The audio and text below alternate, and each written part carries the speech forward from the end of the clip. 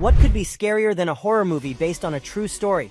Check out our recap of The Conjuring 3, The Devil Made Me Do It. The story begins in 1981. Ed and Lorraine Warren are psychics who study the paranormal. They attempt to help a boy named David, who is possessed by an evil entity. His older sister's boyfriend calms him down and promises to protect David, while the adults are preparing for the exorcism. The child hears strange noises and hides in the bathroom.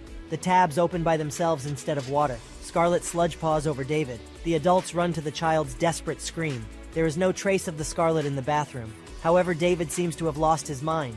He attacks his father. The Warrens begin the rite of exorcism, touching the kid. Lorraine has a vision of the ritual with a metal cup. The wind rises. The dishes shatter, the child's body bends unnaturally. Breaking free, the possessed boy lunges at Ed and promises to stop his heart. The exorcists have failed, but Aaron has promised to protect David and kept his word. He shouts at the demon, "Leave him alone. Take me." Suddenly, everything ceases. The exorcism seems to have succeeded, and only Ed has noticed something. Yet his heart beats slower and slower until it finally stops. Time passes. We learned that Ed has survived a massive heart attack. David's family is also doing well. Or is it during a family picnic? Ant gets terrified of any slightest detail, such as a rat or a hole in the wall. His paranoia escalates. He sees a scary woman in his hallucinations while Ed Warren lies in a coma. His wife Lorraine recalls the time they met. They were caught in the rain and were waiting for the downpour in a very romantic white gazebo. Meanwhile, something strange is happening with Arn. The chainsaw stops and then starts on its own. The animals at the dog hotel go crazy and bark hysterically. The drunken landlord tries to get undrunk. The guy gets sick at this time. Ed wakes up in the hospital.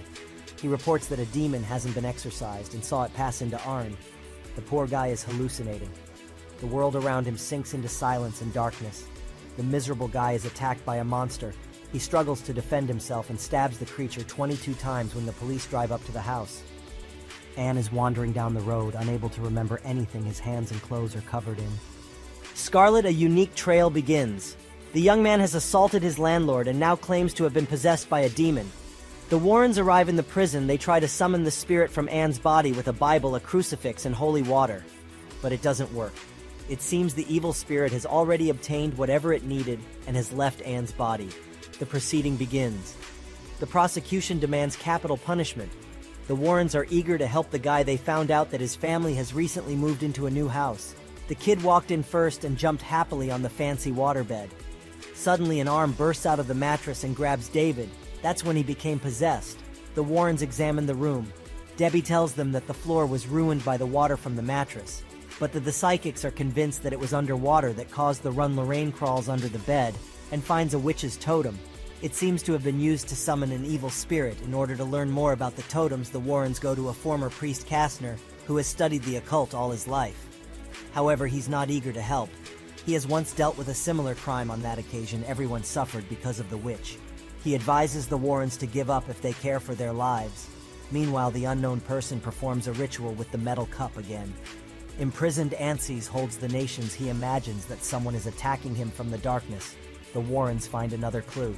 It turns out that one girl is missing in Massachusetts, and the breathless body of another was found in the woods, 22 stabs with a sharp object, and there was a witch's totem in the missing girl's belongings. Sounds familiar, doesn't it?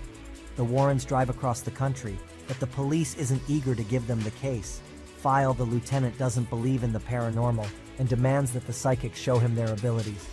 Edward it, but Lorraine agrees. She finds a place in the woods where the girl's body was found, and Lorraine then falls into a trance and sees what has happened to the poor Jessica, and Katie. Jessica is possessed and therefore attacks her friend. When she comes to her senses and realizes what she has done, she runs through the woods in terror in pursuit of her vision.